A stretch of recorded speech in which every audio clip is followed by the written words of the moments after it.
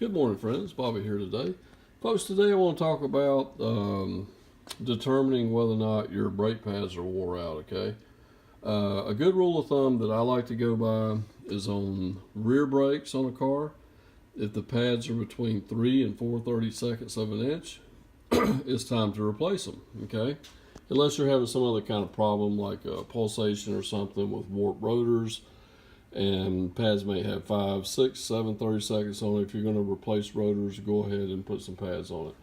But we're talking about general, just wore out pads. You want to catch them before they actually go metal on metal. 3 to 4 to 30 seconds on rear pads, and I'd say 4 to 5 30-seconds on a set of front pads, okay? And let me show you what I'm talking about. This here is just a tire depth gauge, okay?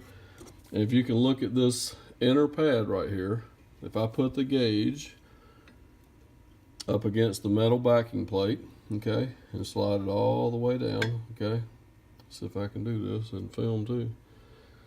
We're reading about 4/32 right there on the gauge, okay?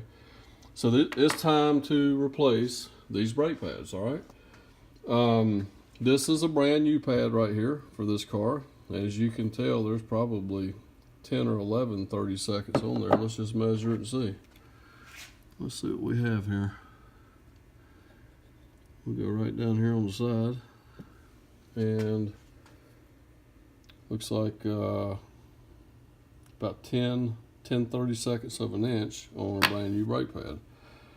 Okay, so guys, I want you to, if you don't do your own brake work, but you just want to be knowledgeable about what to look for. So if you go to a shop and a guy pulls your wheels off and he's checking your brakes and he's showing you stuff and he's got these gauges and he's sticking them in there, like red means danger, yellow means caution, and green means good to go.